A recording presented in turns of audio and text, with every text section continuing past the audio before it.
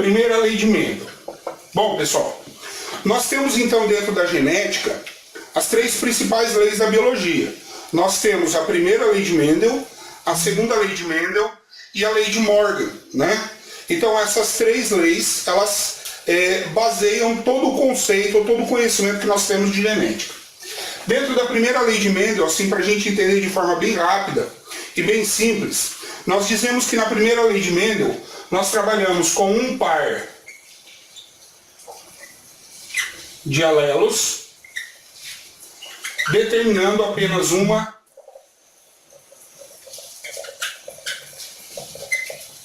característica, certo?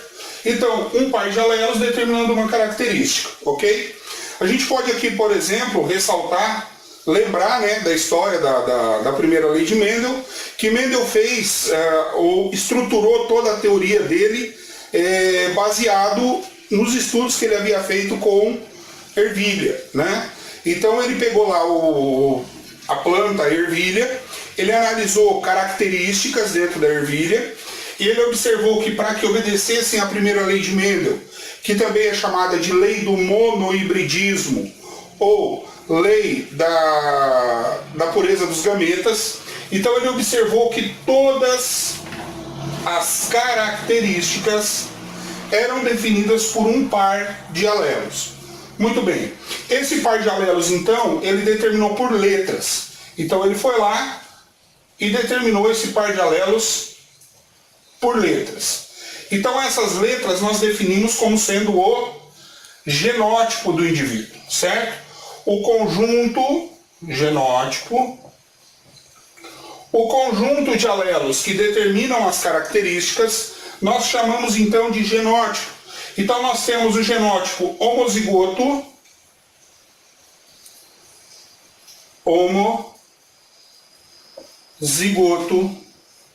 dominante.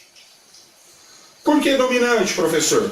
Homozigoto porque ele é formado por dois alelos que são iguais. A palavra homo, na sua raiz, significa igual. Zigoto, lembra que o zigoto é o resultado da união do espermatozoide e do óvulo. Então o espermatozoide, aqui no caso a gente está falando de ervilha, se a gente estiver falando de ervilha, grão de pólen e oosfera. Então falando da espécie humana, espermatozoide e óvulo. Espermatozoide sai nadando, encontra o óvulo, pimba na gorduchinha, eu sei que vocês gostam disso. Pimba na gorduchinha, forma o zigoto. O zigoto é a célula resultado da união do óvulo, do núcleo do óvulo, com o núcleo do espermatozoide, muito bem? Então nós temos a união dos dois núcleos, formando então o que nós conhecemos como zigoto.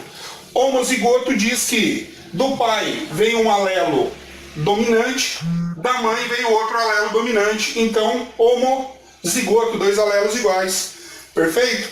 Outro tipo de alelo que nós temos é o alelo que nós chamamos de heterozigoto, mesma definição. Heterozigoto por quê? Porque do pai veio um alelo de um jeito dominante, da mãe veio outro alelo de outro jeito recessivo. E quando eu falo que é do pai, aqui pode ser vice-versa, tá, pessoal? Esse alelo dominante pode vir da mãe e esse alelo recessivo pode vir do pai. Não vamos confundir a obrigatoriedade de nada disso, certo? Então, azão, azinho. Então nós temos aqui a definição do indivíduo hétero, diferente, homo igual, hétero diferente. E temos por sua vez o indivíduo chamado de homozigoto recessivo. Recessivo porque ele é marcado por dois alelos de letra minúscula. Mas a definição na verdade é assim: indivíduo homozigoto é um indivíduo que expressa a sua característica mesmo que ele esteja em dose simples. Ou seja, se ele tiver só um azão aqui, ó, e o outro for azinho, ou se ele for azão, não interessa, esse indivíduo expressa a característica dominante. Se a gente falasse lá da ervilha amarela e verde, a amarela é dominante. Então ela poderia ser tanto azão quanto azinho. A ervilha recessiva, que é a verde, ela deveria ser então azinho. Ela seria resultado da união de dois gametas ou de dois alelos minúsculos. Muito bem? Então, azinho, azinho. Definida então essa cara geral, a definição do que é homozigoto, do que é heterozigoto, porque é importante, a definição de homozigoto de dominante e de recessivo. Dominante, alelos que se expressam em dose simples, certo? Recessivo, alelos que somente se expressam em dose dupla, ou seja, eu preciso que os dois alelos recessivos estejam juntinhos, tá? Então, continuando, pessoal. Bom, observando essas características da primeira lei de Mendel, a gente pode definir que todo par de alelo determina uma característica, mas ela pode ser dominante ou pode ser recessiva. A característica dominante, ela vai ser então marcada pela característica que em algumas heranças ocorre com maior frequência. Eu falei em algumas porque isso não acontece em todas as características. E a recessiva é aquela que ocorre em menor frequência. A gente pode pegar como exemplo a cor do olho, por exemplo, a cor do olho humano. Quando nós analisamos a cor do olho humano, a gente diz que o olho pode ser claro ou pode ser escuro. Qual que é o olho que ocorre com maior frequência? Obviamente que é o olho escuro. Então quer dizer que o olho escuro é dominante? Sim. Ele é expressado, ou ele se expressa com alelos dominantes. Pode ser um indivíduo homozigoto dominante ou pode ser um indivíduo heterozigoto. Não interessa. Ele continua sendo dominante. O indivíduo de olho claro, então, professor, o indivíduo de olho claro, ele é recessivo. Certinho? Tranquilos? Outro detalhe. Quando a gente fala de cor de olho do homem, a gente precisa lembrar que a cor do olho do homem, ela não é expressada pura e simplesmente pela primeira lei de Mendel. Muitos livros trazem a cor do olho como claro e escuro, como sendo da primeira lei de Mendel, mas ela não obedece obrigatoriamente à primeira lei de Mendel. Ela vai obedecer, na verdade, uma variação do que nós chamamos de segunda lei de Mendel, que eu vou comentar daqui a pouquinho com vocês, aonde nós temos dois pares de alelo, não é um par, tá? Na segunda lei de Mendel são dois pares de alelo para duas características. Nessa variação nós temos dois pares de alelo determinando uma característica, que é a cor do olho. Aí vem os fenótipos, tá? A característica é uma coisa, a característica é a cor da semente. Agora, quando eu falo de fenótipo, eu estou falando de que jeito é essa característica. Se o indivíduo é míope ou se ele é normal. Se o indivíduo é de olho claro ou se ele é de olho escuro, certo? Então, diferenças aí para vocês entenderem. Então, a cor do olho, como eu tinha comentado com vocês, ela obedece a uma variação da segunda lei de Mendel, chamada de herança quantitativa. Então, as diversas gradações de cores de olho que nós temos, elas são representadas por 4 alelos, 2 pares, conforme eu falei para vocês. Então, são 4 alelos. Se o indivíduo tem os 4 alelos dominantes, esse indivíduo tem o olho castanho escuro. Se ele tem 3 alelos dominantes, esse indivíduo tem o olho castanho médio. Se ele tem 2 alelos dominantes, castanho claro, que é o cor de mel que a gente fala. Se ele tem um alelo dominante, é o verde. Se ele não tem nenhum, ele vai ter o olho azul, certo? Então, são as 5 gradações de cores. Então, repetindo, quando a gente fala de primeira lei de Mendel e a gente cita a cor do olho, a gente cita na maioria das vezes como característica simples, claro e escuro, tá? Então a gente coloca como escuro os castanhos e como claro o verde ou azul. Belezinha? Só para entender isso. Então eu vou pegar 3 características ou 2 características bem definidas. Então vamos lá. Então quando a gente analisa o homem, nós falamos, por exemplo, do albinismo, certo? Nós falamos do albinismo e nós falamos da miopia. Ok? Então olha lá.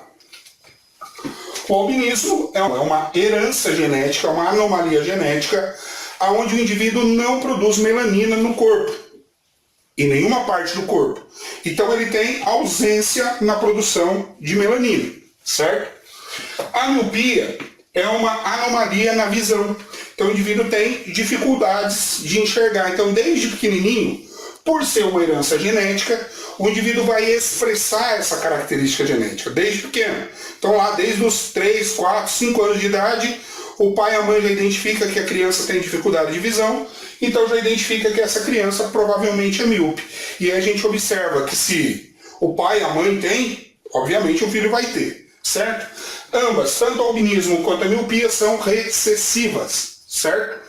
São anomalias que obedecem à primeira lei de Mendel de forma recessiva, certo? Recessiva. Então, nos dois casos, tanto para o albinismo quanto para a miopia, nós temos indivíduos que são considerados normais. Para a gente, o normal aqui, ele é um indivíduo, então, que não apresenta anomalia, certo? Então, ele não apresenta alteração na produção de melanina e ele não apresenta alteração na produção na visão, certo? Então, vamos lá. Então, o indivíduo normal, ele pode ser homozigoto ou pode ser heterozigoto. Para miopia, ele pode ser homozigoto ou heterozigoto. Então, vamos lá. Costumo pegar a primeira letra da característica recessiva para determinar o par de alelos que eu vou trabalhar. A letra que eu vou trabalhar, certo? Vocês podem, na hora de fazer o exercício, escolher a letra que vocês quiserem. Eu pego sempre a primeira letra da característica recessiva. Por quê? Porque eu aprendi assim e eu faço assim até hoje e eu acho mais fácil. Aqui, ó, a gente vai utilizar o M, tá vendo? Aqui a gente utiliza o A, aqui a gente utiliza o M, beleza? Lembrando que, para o indivíduo dominante, nós utilizamos a letra maiúscula. Muito bem? Então, o indivíduo normal pode ser homozigoto, azão, ou heterozigoto, azinho, tá ok? Beleza? O indivíduo albino, que é um indivíduo que vai ter dificuldade na produção de melanina, ou aliás, não vai produzir melanina, ele é homozigoto recessivo. Então ele fica com azinho. Muito bem? Jóia. Temos os dois genótipos, os três genótipos. Os genótipos possíveis para o indivíduo normal, o genótipo possível para o indivíduo albino. Para miopia é a mesma coisa, o padrão é o mesmo. Então como é que a gente faz? Normal, que letra nós vamos pegar? O M. Então o indivíduo normal, ele pode ser emão, ou eminho, certo? Enquanto que o indivíduo míope, o indivíduo que sofre de miopia, o indivíduo míope, ele vai ser homozigoto recessivo.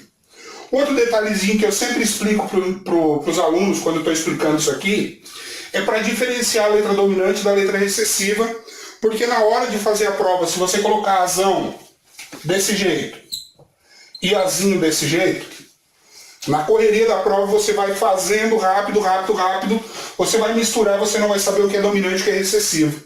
Então utilizem como letra dominante sempre a letra de forma, é uma dica, tá? E como letra recessiva sempre a letra manuscrita, certo?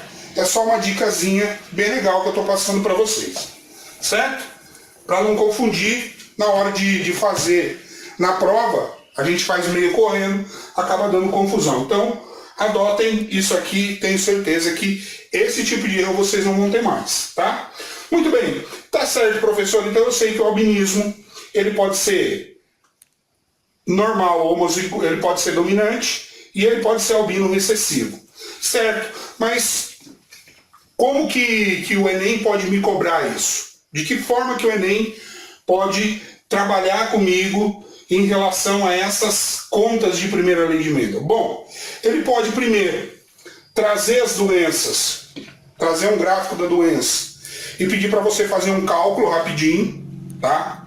Ou ele pode trazer termos de genética, conforme eu já trabalhei aqui, o que é o homozigoto, o que é heterozigoto, né? Traz lá um texto, por exemplo, falando do albinismo, que o albinismo é uma anomalia de caráter genético que acontece em indivíduos com ausência de pigmentação na pele. Ponto. Sabendo disso, assinale a afirmativa que expressa o tipo de herança do albinismo. Que tipo de herança é? Herança recessiva, certo? Então ele pode trabalhar dessa forma. Vale lembrar que não caiu até agora nas provas do Enem, desde quando houve a reformulação em 2009. Até agora, não caiu nada de primeira lei de Mendel em nenhuma prova do Enem. Vírgula. Sinal vermelho aí. Se não caiu e é um assunto que eles colocam como conteúdo que pode ser cobrado, pode ser que caia esse ano. Vamos também observar que o Enem tem passado por uma mudança nas provas. O estilo da questão é a mesma, do item, né, é o mesmo, eles trabalham sempre da mesma forma, mas eles têm se tornado mais conteudista. Eles têm abordado conteúdos mais específicos dentro das disciplinas. Dentro da biologia, por exemplo, a gente tem observado isso. Ele tem pego conteúdos de fisiologia, conteúdos de anatomia, conteúdos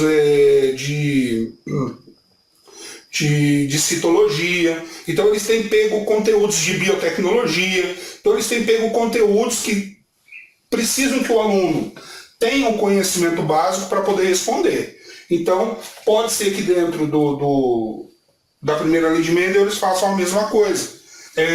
Um exercício qualquer que diz que existe um homem normal, filho de pais albinos, olha aqui, filho de pais albinos, se casa com uma mulher albina, vírgula.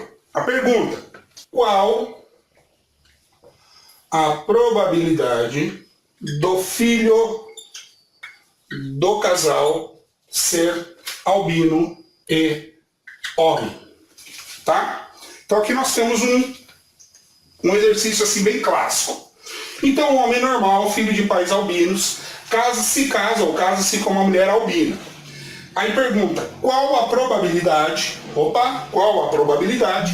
do filho do casal, né, ser albino e homem?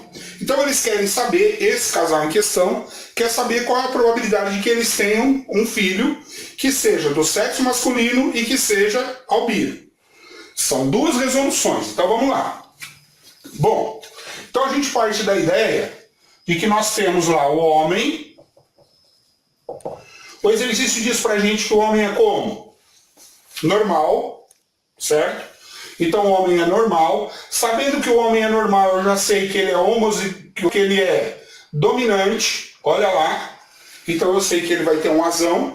Eu não sei se ele é homozigoto, eu não sei se ele é heterozigoto. O exercício precisa me dar essa informação, tá? O enunciado do exercício precisa me dar essa informação. Então olha lá. Ele diz que o homem é normal. Continua. Filho de pais albinos. Ô professor, não tem como. Dos dois não, mas pelo menos um deles pode ser albino, tá? Então, aqui na hora vamos colocar aqui, ó, de pai albino, né? Fica melhor. Filho de pai albino. Então eu sei que um dos pais dele é albino. Bom, se ele é normal e o pai dele é albino, significa que ele herdou a normalidade da mãe, o asão, e do pai ele herdou o azinho. Lembrando que sempre o indivíduo possui alelos que ele herdou do pai, alelos que ele herdou da mãe. Isso vale para qualquer indivíduo, para mim, para você, para quem estiver assistindo, certo? Então olha lá, asão e azinho. Muito bem. Sabendo disso aqui então, o que a gente observa? A gente observa que esse homem, asão, azinho, ele se casou com uma mulher. Opa! Essa mulher é como? O exercício diz que ela é albina. Se a mulher é albina, ela é azinho, azinho. Fechou? Sendo então azinho, azinho, nós vamos lá. Asão, azinho com azinho, azinho. Então o homem, asão, azinho, a mulher, azinho, azinho. Bom, eu quero saber então qual a probabilidade do filho do casal ser albino e homem. Bom, primeira coisa que eu vou fazer é resolver a parte genética da questão. Depois eu vou resolver a parte matemática da questão, certo? A parte genética da questão eu estou resolvendo aqui. Então o homem asão, azinho, a mulher azinho, azinho. O homem asão, azinho eu preciso separar. Por que eu preciso separar? Porque eu lembro que no momento de formação dos gametas, estes gametas são haploides. Então, as células germinativas de formação do espermatozoide, as células germinativas de formação do óvulo, elas são diploides, 2N. Então, elas têm o par de alelo, certo? Ó, aquela historinha do par de alelo. Quando forma o espermatozoide e forma o ocorre uma meiose e esses alelos se separam. Por isso que ela é chamada de lei da pureza dos gametas. Lei da pureza porque esses gametas estão puros, isolados, sozinhos, certo? Então eu vou ter um gameta azão e um gameta azinho. Olha lá. Um gameta azão, um gameta azinho, certo? Aqui eu vou ter a mesma coisa. Eu vou separar um gameta azinho, outro gameta azinho, certo? Muito bem. Aí eu parto da ideia de que esse gameta vai fecundar esse gameta. Pimba na gorduchinha, como que eles ficam? Azão, azinho, tá? Esse gameta encontra esse gameta, como que eles ficam? Azão, azinho. Esse gameta encontra esse gameta, como que eles ficam? Azinho, azinho. Este gameta com este gameta, azinho, azinho. Muito bem? Muito bem? Então vamos lá. Eu tenho então 4 possibilidades. São 4 possibilidades, porque eu estou trabalhando aqui com 2 alelos diferentes, tá? Então, 2 gametas desse indivíduo, 2 gametas desse indivíduo, 2 vezes 2, 4 possibilidades. Muito bem. Eu sei então que podem existir indivíduos normais e que podem existir indivíduos albinos. Eu parto da ideia de que os indivíduos normais são todos os indivíduos que têm azão. Muito bem? Então aqui eu tenho um azão, aqui eu tenho um azão. Eu tenho quantos indivíduos normais então? 2 em 4. Eu simplifico por 2. Eu vou ter então metade dos indivíduos, ou 50% deles, de que forma? Normais, tá? Deixa eu só escrever mais embaixo aqui para não ficar muito em cima. E para os indivíduos albinos, a ideia é a mesma. Ó, para os indivíduos albinos, a ideia é a mesma. Quantos indivíduos albinos nós temos? 1, 2. 2 indivíduos albinos em quantos possíveis? 1, 2, 3, 4. Isso quer dizer que dos 4 filhos possíveis que esse casal pode ter, no mínimo 2 deles vão ser albinos. Então 2 em 4 também. Simplifico por 2 dá 1, simplifico por 2 dá 2. Também vai dar meio, que vai ser igual a 50%. Deu certinho? Então essa é a ideia da primeira lei de Mendel. Resolvemos o exercício? Nós já sabemos que 1/2 dos indivíduos, ou 50% deles, são albinos. Mas não é isso que o exercício pede. O exercício pede o quê? Ele tem que ser albino e tem que ser homem. Professor, só para complicar isso? Não, não é para complicar.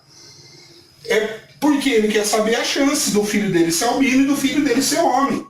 Ele sonha com filho homem, né? Então, a chance de ser albino a gente já sabe. Olha lá, resolvendo aqui no cantinho agora. A chance dele ser albino, a gente já sabe que é de 1/2. Por que 1/2, professor? Olha aqui, simplifiquei a questão. Sempre tem que simplificar. Se eu deixar na forma de 2/4, pode ser que eu não ache a resposta na afirmativa. Eu tenho que fazer a simplificação. Se ela me permite fazer a simplificação, eu tenho que simplificar. Sempre, tá? Muito bem. Achei 1/2 aqui. Achei 1/2 que é a chance dele ser albino. E qual que é a chance de nascer homem? Qual que é a chance? Quando o filho vai nascer geneticamente, ele tem 2 possibilidades. Ou ele é homem, ou ele é mulher. Óbvio. Fácil. Então ele nasce homem ou ele nasce mulher. Quantas possibilidades nós temos? 2. Das 2 possibilidades, ou é uma, 1/2, ou é outra, 1/2. Então qual que é a chance de ser homem? A chance de ser homem é 1/2 também. Então eu vou multiplicar. Por quê? Porque existe uma regrinha dentro da genética que diz quando o exercício me pede 2 coisas, o albino e homem, quando ele me dá 2 características ou 2 possibilidades simultâneas, eu tenho que utilizar a multiplicação para resolução, tá? Então, chance dele ser albino vezes a chance dele ser masculino. 1 vezes 1, 1. 2 vezes 2, 4. Então a chance de que o filho seja albino e homem ao mesmo tempo, a chance não é mais de 1/2. A chance agora é de 1/4. Tá? Então eu diminuo a possibilidade, porque eu quero 2 eventos simultâneos. Quero 2 eventos acontecendo ao mesmo tempo. Certo, pessoal? Isso, Micael. Eu tinha colocado pais albinos aqui, tá? Mas daí eu apaguei o S, porque senão não teria possibilidade, a não ser que ele fosse adotado, né? Só se ele fosse adotado. Então eu mudei aqui, ó, tá vendo? Ó? Normal, homem normal, filho de pai albino, tá bom? Eu fiz essa modificaçãozinha aqui, porque senão não ia dar mesmo. Para terminar a primeira lei de Mendel, tem um outro conceito que pode ser trabalhado aqui, que é com relação ao cruzamento entre indivíduos heterozigotos, tá? Que é o que a gente chama de F2, tá bom? Dentro da genética, dentro da primeira lei de Mendel e da segunda lei de Mendel, a gente tem o cruzamento P1, que é o cruzamento entre pais, que é o cruzamento entre indivíduos homozigotos, um dominante e outro recessivo, e temos o cruzamento P2, que é o cruzamento resultado do cruzamento entre os filhos de P1. Todos os filhos que nascem de P1 são heterozigotos. Eu pego esses filhos e coloco eles para cruzar entre si. Esse é o cruzamento P2 que a gente fala. Ele vai gerar filhos do tipo F2. Vamos lá. Muito bem. Sabendo disso, então nós temos o cruzamento P1. O cruzamento P1, então, é o cruzamento entre indivíduos homozigotos, conforme eu falei para vocês. No exercício anterior eu usei o albino. Aqui eu vou usar a miopia só para vocês entenderem. Então eu vou ter um homem normal homozigoto, tá? Homozigoto com uma mulher. Então, míope. Então, irmão, eminho. Homozigoto dominante, homozigoto recessivo. Eles vão ser sempre de que jeito? Olha aqui um macetinho para vocês. Só. Se esse indivíduo aqui é igual, se os gametas formados são iguais, eu não necessariamente preciso completar ele. Posso completar dessa forma, ou posso não completar. Então eu posso fazer isso aqui, irmão, eminho. Ou posso deixar somente com esse irmão, somente com esse eminho, estão vendo? Posso deixar dessa forma. Posso fazer isso. Bom, então esse espermatozoide com esse óvulo. Irmão, eminho. Por que eu não preciso pôr os demais? Porque eles vão dar todos iguais, ó. Irmão, eminho.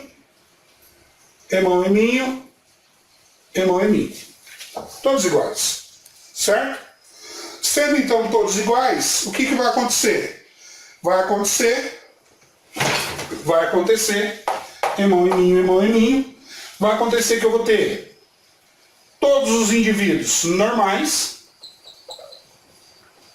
todos eles são 4 em 4, simplifico 4 por 4, vai dar 1, que é igual a 100%. Então 100% da minha prole vai ser normal. Se eu fizesse só com um aqui e só com um aqui, ia dar 1 direto, 100%. O resultado ia dar praticamente o mesmo, certo? Não ia alterar o meu resultado. Aqui é só para simplificar e para eu ganhar mais tempo na hora de resolver o exercício, tá? Mas se quiser fazer tudo também não tem problema, tá, pessoal? Pode fazer sem problema, você só vai ter que lembrar que tem que fazer a simplificação. Então esse é o F1, certo? Beleza? Aí eu falei para vocês que pode acontecer de que algum exercício pergunte para eu encontrar a possibilidade do F2.